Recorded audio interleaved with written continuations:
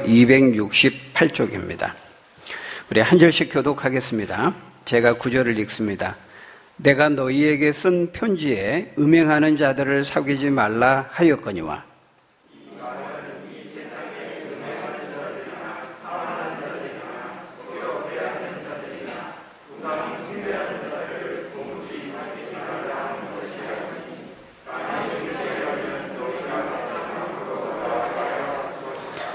이제 내가 너희에게 쓴 것은 만일 어떤 형제라 일컫는 자가 음행하거나 탐욕을 부리거나 우상 숭배를 하거나 모욕하거나 술 취하거나 속여 빼앗거든 사귀지도 말고 그런 자와는 함께 먹지도 말라 함이라.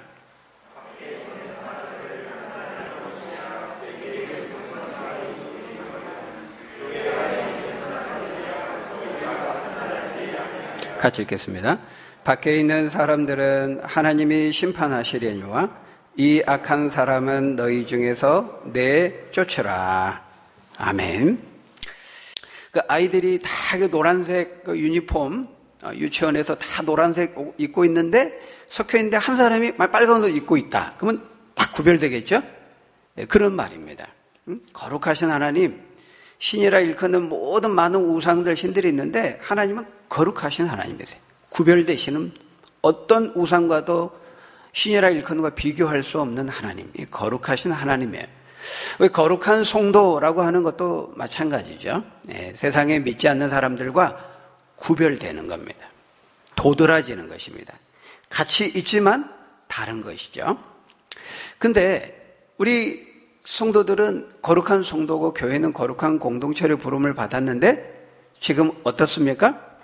믿지 않는 사람들의 성윤리 의식보다도 못한 것입니다.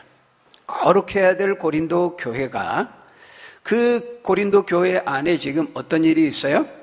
누가 아버지의 아내를 성적으로 취한 것입니다. 이것은 믿지 않는 이방인들 중에서도 찾아보기 어려운 매우 심각한 성적인 범죄였던 것이죠. 그런데 교회 안에 이 문제가 있었는데 더 큰 문제는 뭡니까? 거룩해야 될 이 교회가 이 충격적인 범죄와 음행의 사건에 대해서 그냥 별로 대수롭지 않게 여겼다는 거예요. 이게 더 큰 문제죠. 그래서 사도 바울은 너희가 어찌하여 통한이 여기지 않느냐?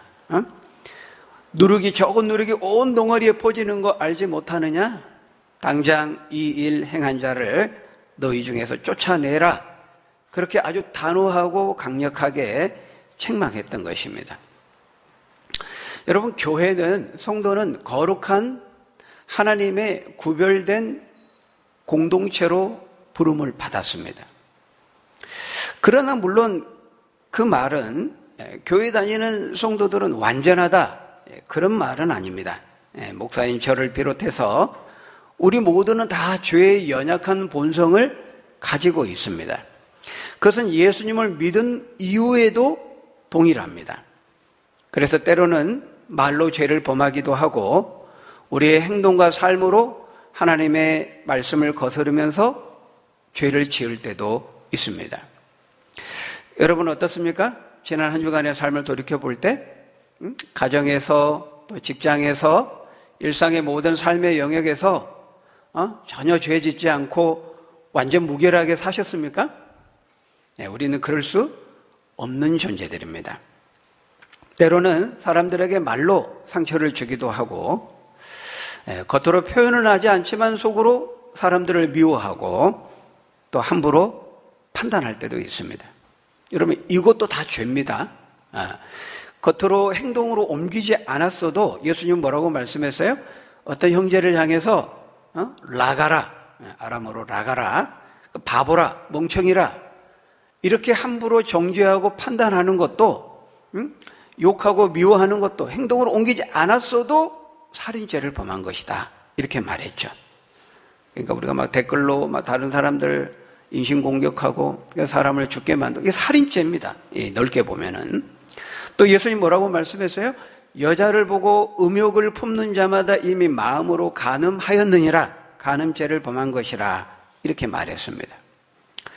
이렇게 우리는 그러지 말아야 하지만 때로는 거친 말도 하고 거짓말도 하고 욕도 하고 화도 내고 혈기도 부립니다. 마음과 생각으로 죄를 범하기도 하고 해서는 안 되는 행동과 삶으로 죄를 범하기도 하죠. 우리가 교회를 다니고 예수님을 믿기 때문에 성령의 9가지 열매를 맺어야 되지만 사랑과 희락과 화평과 오래 참음과 자비와 양선과 충성과 온유와 절제의 열매를 맺어야 하지만 모든 착함과 의로움과 진실함에 그 빛의 열매를 맺어야 되지만은 마음은 원이로되 우리 육신이 약해서 그렇게 하지 못할 때가 많다는 거예요. 예수 믿고 집사가 되고 권사가 되었지만 장로 목사가 되었지만 그렇다고 해서 우리가 하나도 죄를 짓지 않는 완전한 사람이 된다는 것을 말하는 것은 아니라는 거예요. 그러나 여러분 중요한 것은 무엇입니까? 성도는 예수님을 믿고 그 안에 성령을 모시고 사는 성도는 어때요? 거룩한 성도는 자신이 죄를 지었을 때 그것을 겸손히 인정하는 것입니다. 선포된 하나님의 말씀 앞에 자신을 돌아보고 회개하고 돌이키는 것이죠. 이것이 믿지 않는 사람과 다른 점입니다. 하나도 죄를 짓지 않는 완전 무결한 사람의 성도가 아니고 죄를 짓지만 하나님 앞에 그걸 인정하고 하나님 말씀이 선포되어질 때 나에게 하신 하나님의 말씀으로 받아들이고 그 말씀 앞에 겸손히 회개하고 돌이키는 사람이 바로 성도라는 거예요. 여러분, 하나님의 마음이 아픈 사람 다윗 어떻습니까? 밧세바와 간음죄를 범했습니다. 나아가서 그 밧세바의 남편 충직한 신하였던 우리아를 죽이는 파렴치한 그 살인죄를 저질렀죠. 근데 그때 어떻게 했어요? 하나님께서 나단 선지자를 다윗에게 보내서 하나님의 말씀으로 책망합니다. 그때 다윗이 그것을 겸손히 인정하고 자신의 죄를 고백하면서 눈물로 침상을 적시면서 진심으로 회개하죠. 네, 이게 성도인 것입니다. 전혀 죄를 짓지 않는 완전 무결한 사람의 성도가 아니고 죄를 지었을 때 하나님 앞에 진실로 인정하고 회개하고 돌이키는 자가 성도인 것이죠. 이렇게 성도인 우리 안에 여전히 죄의 연약한 본성이 있고 옛사람의 썩어져는 습관들이 남아있지만 어때요? 조금씩 날마다 매일매일 우리가 성령의 이끄심을 받고 그래서 기도와 말씀을 통해서 회개하면서 그 죄와 싸우는 거예요. 그 죄를 죽이면서 조금씩 거룩한 하나님의 형상으로 우리가 빚어져 가는 것이죠.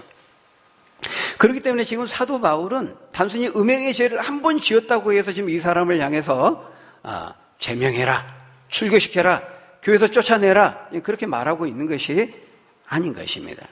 문제는 이 사람이 자신의 그 큰 죄를 죄로 인정하지 않은 것입니다. 물론 지도자들도 잘못이 있죠.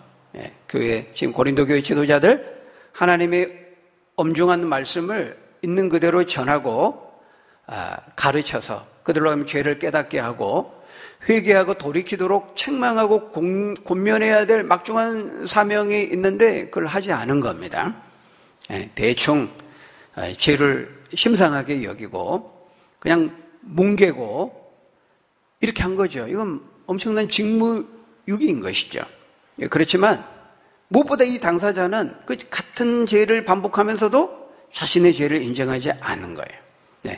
이것도 굉장히 중요한 겁니다. 우리가 같은 죄를 계속 반복하는 거, 이거는 굉장히 심각한 것입니다. 성도인 우리들도 어떤 죄를 범할 수 있어요. 근데 같은 죄를 계속 반복한다? 이거는 심각한 거예요. 그건 좀 다른 문제예요. 여러분, 지난 시간에 말씀드린 것처럼 1절에서 아버지의 아내를 취했다 할 때 그 취하다라고 하는 그 동사가 현재 부정사가 사용됐다고 했습니다. 현재 부정사가 사용됐다라고 하는 것은 이 사람의 이 죄가 단회적으로 그냥 어쩌다가 한 번 범한 것이 아니고 지금 현재적으로 지속적으로 계속 반복해서 죄를 짓고 있다는 것을 보여주는 거예요. 만일 이 사람이 자신이 범한 죄를 죄로 인정하면서 돌이켰다면 절대로 사도 바울이 제명 철회해라, 제명하라, 쫓아내라 이렇게 말하지 않았을 것입니다. 근데 같은 죄를 범하면서도 반복하면서도 전혀 죄의식을 느끼지 않고 양심의 가책을 느끼지 않는 거죠. 이거는 심각한 겁니다. 여러분, 이런 양심을 성경이 뭐라고 말하죠? 화인 맞은 양심이라고 말합니다. 디모데전서 4장 2절에 보면요, 자기 양심이 화인을 맞아서 외식함으로 거짓말하는 자들이라, 이렇게 말하고 있습니다. 양심에 화인 맞으면요, 자신이 위선적으로 아는 겁니다. 알아요. 모르고 죄를 짓는 것이, 알면서 위선적으로 거짓말하면서도 전혀 죄책감을 인정하지 않고 거짓말하는 거예요. 화인 맞은 양심이에요. 여러분, 오늘날 갈수록 이 화인 맞은 양심이 얼마나 많이 늘어나는지 몰라요. 엄청난 죄를 짓고서도 그 얼굴 하나, 우리가 지난주에 봤던 것처럼 얼굴이 붉어지지 않습니다. 사람이 이렇게 좀 부끄러운지, 좀 수치스럽게 이렇게 행동하면 좀 얼굴이 붉어져야 돼요. 그게 순수한 겁니다. 근데 얼굴이 철판을 깔고 많은 죄를 지었음에도, 명백히 드러났음에도 인정을 하지 않습니다. 끝까지 우기는 거죠. 그러니까 끝까지 우기면 어때요? 계속 보면은, 저렇게 저 사람이 강력하게 말할 정도면 결백한가 봐, 우리가 오해한 거 아닐까? 이렇게 되는 겁니다. 끝까지 우기는 거예요. 이게 성경이 뭐라고 말하냐면 화인 맞은 양심이라고 말하고 있어요. 이 화인이라고 하는 것은 도장이거든요. 불의 도장. 옛날에 그 노예나 그 가축들의 그 소유를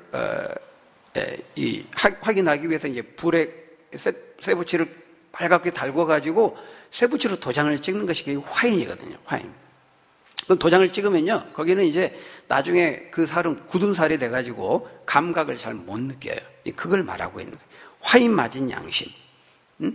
지금 사도 바울이 이 사람을 교회에서 내쫓으라, 굉장히 강력하게 말하죠. 사탄에게 내주라, 이렇게 강경하게 말한 것은 이 사람이 화인 맞은 양심처럼 자신의 죄를 인정하지 않고 하나님의 말씀으로 권면과 책망을 받아도 끝까지 그걸 돌이키지 않는 겁니다. 받아들이지 않는 거죠.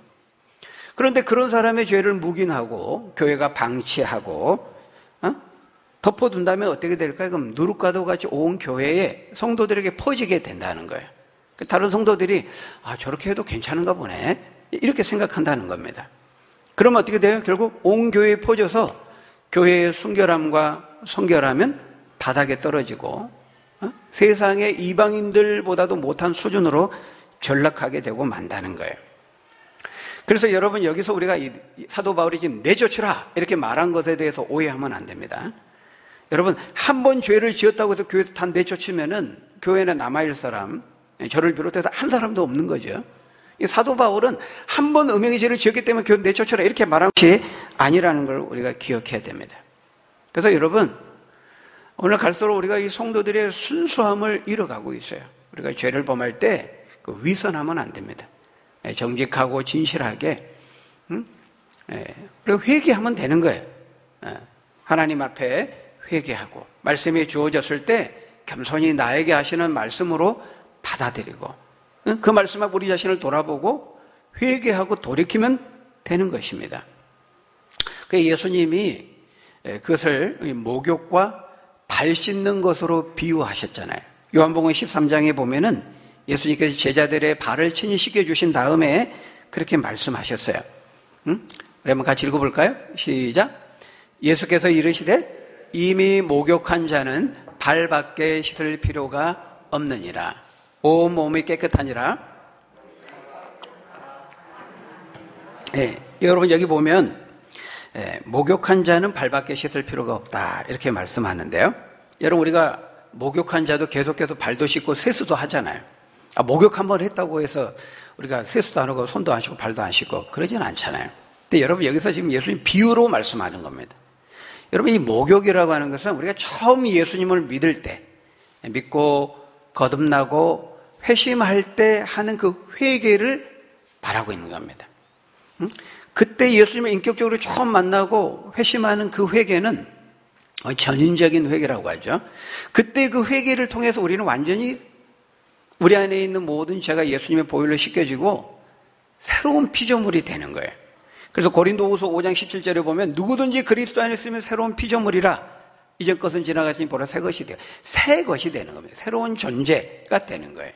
근데 무엇으로 되는 거예요? 회개할 때. 그때의 회개는 우리의 전인의 모든 죄를 깨끗게 하세요. 근데 그때 한번 죄를 이제 회개했으면 그 이후로는 회개할 필요가 없을까요? 그렇지 않다는 거예요.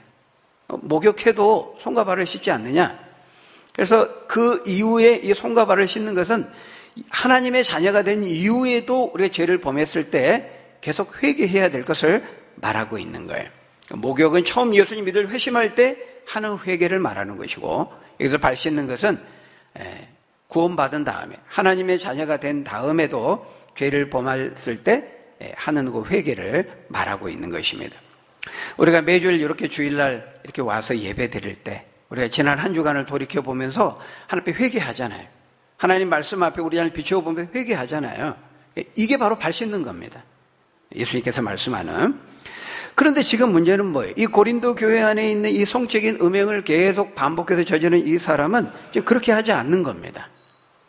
화인 맞은 양심이 되어서 계속해서 같은 죄를 반복하면서도 죄를 인정하지 않고 회개하지 않는 거죠. 그래서 사도 바울은 이 사람을 쫓아내라, 출교하라, 제명시키라, 그렇게 강하게 말하고 있는 거죠. 근데 오늘 읽은 말씀을 보면 그 연장선에서 그 강력하게 쫓아내라고 하는 그 말씀을 어떻게 또 표현하고 있어요? 9절에 보니까요. 오늘 본문 9절에 보니까 그런 자들을 사귀지 말라 이렇게 말하고 있습니다. 11절에서도 11절 거기 후반부에 보니까 그런 자들과는 사귀지도 말고 함께 먹지도 말라 이렇게 말씀하죠. 또 13절에서는 다시 이 악한 사람은 너희 중에서 내쫓으라 이렇게 말하고 있습니다. 여러분 여기 사귀지 말라, 그 사람과 같이 먹지도 말라, 이거는 교제를 중단하라는 겁니다. 관계를 단절하라는 겁니다. 굉장히 센 말씀이죠. 여러분 지금 사도가 사귀지도 말고 같이 먹지도 말라고 말하는 이 대상은 지금 교회 밖에 있는 믿지 않는 불신자들이 아니고 교회 안에 자칭 형제라고 성도라고 말하는 자를 지금 대상으로 말하고 있는 거예요. 그러니까 여러분 우리가 이 말씀을 보면은 우리 믿는 성도들이 거룩함을 지키기 위해서 믿지 않는 불신자들과 어떤 관계를 맺고 그들을 어떻게 대하고 이제 살아가야 될지를 그 지침을 우리에게 주고 있어요. 거기 10절에 보면은 이 죄악이 만연한 이 세상 속에서 우리가 거룩함을 지키기 위해서 우리 성도들이 어떻게 해야 되는가? 순결함과 성결함을 지키기 위해서 이 죄악이 가득한 세상에서 어떻게 해야 될 것인가? 그 불신자들과 관계는 어떻게 맺어야 되는가? 이 10절에서 말씀하고 있다는 거예요. 여러분 아예 믿지 않는 사람들과 담을 쌓고 말도 하지 않고 상종조차 하지 말아야 될까요? 거룩함을 지키기 위해서. 그것이 아니라고 말하고 있어요. 그렇게 하면 안 된다. 10절에 보니까요. 우리 10절 한번 같이 읽어볼까요? 내가 음행하는 자들을 사귀지 말라 하였거니와 이 말은 우리 같이 읽습니다. 시작. 이 말은 이 세상에 음행하는 자들이나 탐하는 자들이나 속여 빼앗는 자들이나 우상 숭배하는 자들을 도무지 사귀지 말라 하는 것이 아니니 만일 그리하려면 너희가 세상 밖으로 나가야 할 것이라. 여러분 여기서 이 세상에 음행하는 자들, 탐하는 자들, 속여 빼앗는 자들, 우상 숭배하는 자들, 이 사람들은 누구를 가리킵니까? 예수 믿지 않는 불신자들을 가리킵니다. 그런데 거기 이제 나중에 11절에서는 두 가지가 더 추가되죠. 모욕하거나 술 취하거나. 그러니까 여기서 나열되고 있는 것이 전부는 아니에요. 그러니까 믿지 않는 사람들의 삶의 모습을 다 기록한 거 아닙니다. 그러니까 일부만을 기록한 거예요. 믿지 않는 사람들의 지금 이제 삶의 행태를 이렇게 묘사하고 있는데요. 우리가 거룩함과 성결함을 지키기 위해서 이렇게 예수 믿지 않는 사람들과 불신자들과는 아예 인사도 하지 말고 말도 걸지 말고 같이 밥도 먹지 말고 상종조차 하지 말라는 거예요. 그게 아니라는 것입니다. 사실 현실적으로 그렇게 할 수도 없어요. 우리는 같이 그들과 학교도 다녀야 되고 같이 공부도 해야 되고 직장생활도 해야 되고 회의에도 참여해야 되고 밥도 먹어야 되고 일상생활을 해야 되는 겁니다. 그거 안 하려면 어떻게 해야 돼요? 여기 말하는 것처럼 세상 밖으로 나가야 되는 거죠. 지구를 떠나야 됩니다. 이건 불가능한 겁니다. 그러니까 무엇보다 우리가 전도하려면은 그들을 사귀어야 돼. 만나야 돼요. 같이 밥도 먹고 관계를 가지고 교제해야 되는 거죠. 여러분 예수님은 어떻게 하셨죠? 예수님도 그렇게 하셨습니다. 그 당시에 죄인들이라고 나쁜 놈들이라고 이렇게 일컬어졌던, 낙인 찍혔던 그 많은 쇠리들, 죄인들과 함께 예수님이 만나고 교제하고 먹고 마셨어요. 그러니까 바리새인들이 그걸 막 비판했잖아요. 죄인들과, 무슨 메시아로 왔던 인간이 죄인들과 저렇게 먹고 마시고 노냐? 이렇게 비판을 받을 정도였다는 거예요. 예수님은 천국 복음을 증거하기 위해서 그렇게 접촉점을 마련한 겁니다. 믿지 않는 사람들에게. 그러니까 우리가 거룩함을 지키기 위해서 그 거룩함을 지키는 방식이 믿지 않는 사람들과 말도 하지 않고 상종도 하지 않고 그런 방식이 아니라는 거예요. 관계를 단절하고 그럴 수 없는 겁니다. 그러니까 이 고린도 교회의 경우로 말하자면은 거룩함을 지금 지키기 위해서 고린도 교회를 옮긴다든지, 이 고린도라는 지역을 떠나서 다른 도시로 이사한다든지 그런 방식으로 해결되는 것이 아니라는 것입니다. 여러분, 성도의 거룩함은 세상과 단절하거나 분리되는 것이 아니고 말 그대로 구별되는 겁니다. 구별되는 거죠. 세상과 담을 쌓고 벽을 높이 세우고, 그게 아니고 세상 사람들과 함께 더불어서 섞여 살지만, 그 안에 같이 거하지만 거기서 구별되는 겁니다. 그들과 다르다는 거죠. 이것을 예수님은 뭐라고 말씀했죠? 산상수훈에서 빛과 소금으로 말씀했습니다. 너희는 세상의 빛이요 세상의 소금이다, 이렇게 말했어요. 뭐의 빛이라고요? 세상의 빛이라는 거예요. 세상의 소금이라는 거예요. 교회의 빛이다, 이렇게 말한 게 아니고, 너희는 교회의 소금이다, 이렇게 말한 것이 아니고, 세상의 빛이요 세상의 소금이다, 이렇게 말했어요. 여러분, 빛과 소금에 지금 여기서 말씀할 때 예수님 공통점이 뭐죠? 침투하는 겁니다. 침투에 들어가는 거예요. 세상 속으로. 여러분, 빛이 비추이면 어둠 속에 꿰뚫고 들어갑니다. 비추이면서 관통해서 그 어둠을 뚫고 들어가서 밝혀버리죠. 소금도 마찬가지입니다. 부패하고 썩어져가는 이 세상 속에 소금이 뿌려지면 그 짠맛이 침투에 들어가서 모두를 짜게 만드는 거죠. 썩지 않게 만드는 거예요. 그래서 여기 빛과 소금은요, 침투라고 하는 공통의 속성을 가지고 있어요. 너희는 세상 밖으로 나가서는 안 되고 세상 속으로 들어가야 돼. 세상 속에 침투에 들어가야 된다는 거예요. 그렇기 때문에 여러분, 우리가 거룩함과 성결함을 지키기 위해서 교회 문 딱 걸어 잠그고 교회 안에 숨어 있으면 안 돼요. 또는 이 범죄 도시를 떠나가지고 저기 산속 깊은 곳에 기도원 짓고 그 안에 음둔하거나 도피 생활을 해서도 안 됩니다. 거기에 가면 우리가 죄 안 짓고 거룩해지나요? 우리 마음속에 죄를 가지고 가잖아요. 그런 방식으로 해결되는 게 아니라는 거예요. 그렇다고 우리가 이 세상 속에 들어서 같이 세상 사람들과 같아지거나 또 동화되어서도 안 되는 거죠. 지금 고린도 교회의 문제는 바로 이제 그 문제였습니다. 고린디아 조마이, 성적으로 음란하고 방탕하고 문란한 사람들과 같이 섞여 살다 보니까 아예 그들과 같아져 버린 것입니다. 나아가서는 점점 성윤리의식이 더 수준이 떨어져서 믿지 않는 사람들보다도 못한 수준으로까지 전락하게 된 것이죠. 여러분, 우리는 세상 속에 거하되 세상에 속해서는 안 되는 것입니다. 구별되어야 되는 것이죠. 요한복음 17장에서 예수님은 마지막으로 제자들을 십자가에 못 박혀 죽으시기 전에, 제자들과 작별하기 전에 겟세마네 동산에서 기도하셨어요. 우리가 대제사장적 기도다 이렇게 말하는데, 요한복음 17장 15절에 17절에 보면 이렇게 예수님이 기도하셨습니다. 우리 한번 같이 읽어볼까요? 요한복음 17장 15절 17절 시작. 내가 비옵는 것은 그들을 세상에서 데려가시기 위함이 아니요 다만 악에 빠지지 않게 보존하시기를 위함이니이다. 내가 세상에 속하지 아니함 같이 그들을 진리로 거룩하게 하옵소서. 아버지의 말씀은 진리니이다. 그러니까 여러분, 이 제자들, 이 교회 성도들을 세상에 물들지 않고 죄짓지 않고 거룩함을 지키기 위해서는 그러니까 다 데려가면 해결되겠죠. 데려가시면. 근데 그럴 수가 없습니다. 그건 하나님 뜻이 아니죠. 그러니까 뭘 위해 기도하고 있어요? 세상 속에 거하되 악에 빠지지 않도록 성결함과 거룩함을 지키게 해달라고 지금 기도하고 계신 것입니다. 그러기 위해서 우리에게 거룩함의 능력이 있어야 되는 거죠. 근데 그 능력이 어디서 나온다는 거예요? 아버지의 저들을 진리로 거룩하게 하옵소서. 아버지의 말씀은 진리입니다. 하나님의 말씀으로 무장될 때 우리가 그 진리의 말씀 무장될 때 우리가 거룩할 수 있기 때문에 진리의 말씀으로 무장되어서 거룩함의 능력을 갖게 해 주옵소서. 그렇게 예수님이 기도하고 계시는 것을 볼 수 있어요. 여러분 지금 사도 바울도 오늘 고린도전서에서 같은 맥락에서 지금 말하고 있는 것입니다. 음행으로 가득 찬, 죄악이 가득 찬 이 세상에서 우리가 죄짓지 않고 거룩함을 지키기 위해서는 세상 밖으로 나가면 되겠지만은 그렇게 할 수가 없는 겁니다. 그건 불가능한 거예요. 그건 하나님 뜻도 아니에요. 하나님의 뜻은 뭡니까?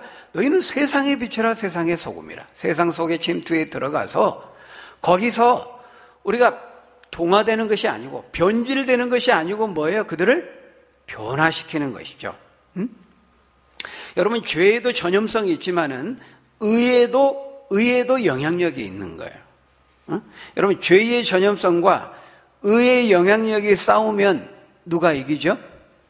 죄의 전염성과 의의 영향력이 싸우면 누가 이겨요? 정답은 힘이 더 센 쪽이 이깁니다.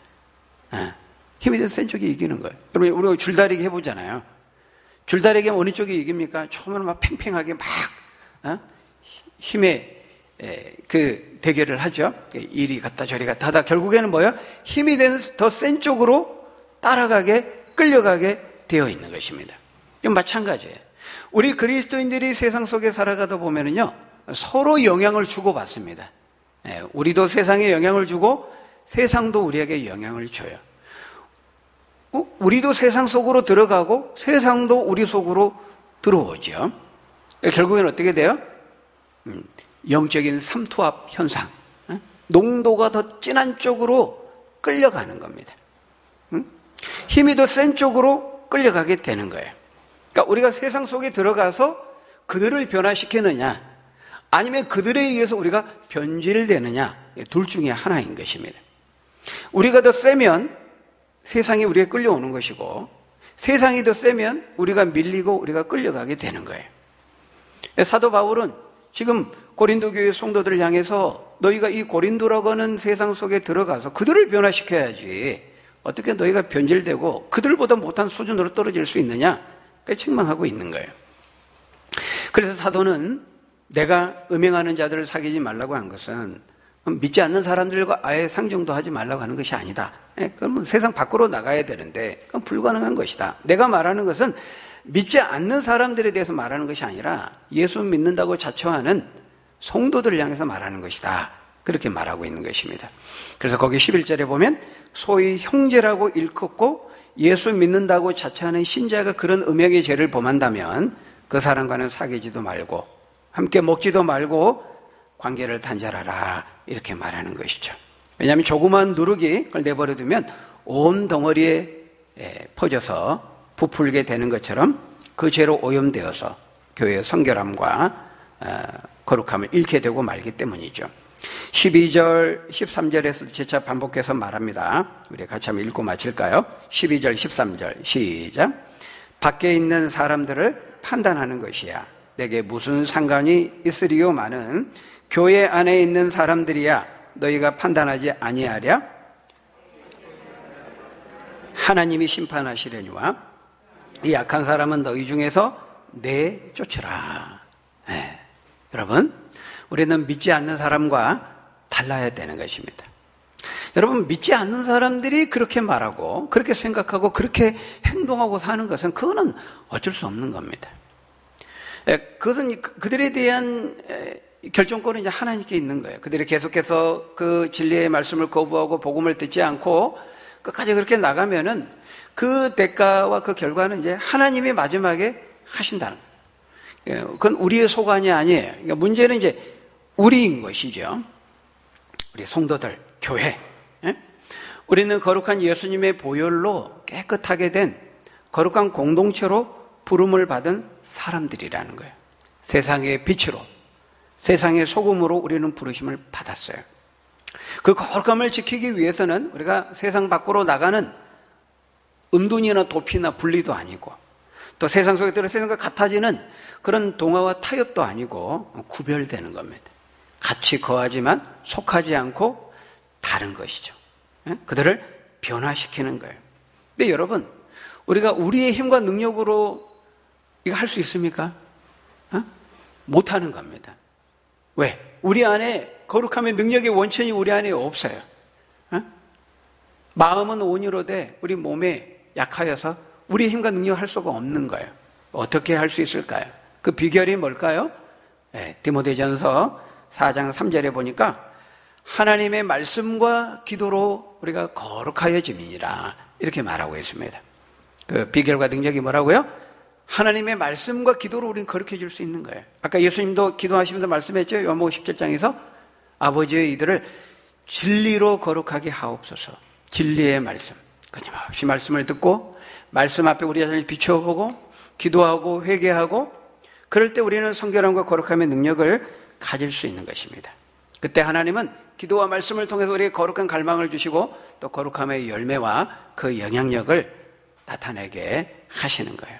여러분, 바라기는 우리가 하나님 앞에서 우리의 그 죄의 연약함을 늘 겸손히 인정하고 그 말씀이 주어졌을 때 겸손히 그 말씀을 받아들이고 그 말씀 앞에 우리가 더 겸손해지고 낮아져서 기도와 말씀으로 경건의 능력으로 무장해서 그래 세상과 같아지는 것이 아니라 세상의 빛으로 소금으로 깊이 침투에 들어가서 변화시키는 새롭게 하는 저와 여러분들이 다 되시기를 예수님의 이름으로 간절히 축원합니다. 기도하겠습니다. 아버지 하나님, 우리를 세상의 빛으로 소금으로 부르셨사온데 아버지 하나님, 우리가 세상 밖으로 나가서 분리하는 것이 아니라 은둔하는 것이 아니라 세상 속에 들어가서 타협하고 변질되는 것이 아니라 세상에 깊이 침투에 들어가서 빛으로 소금으로 하나님 새롭게 하고 또 썩지 않게 하고 세상을 변화시키는 거룩한 영향력을 드러낼 수 있는 우리 거룩한 성도, 거룩한 공동체 될 수 있도록 하나님 축복해 주옵소서. 예수님 이름으로 기도하옵나이다. 아멘.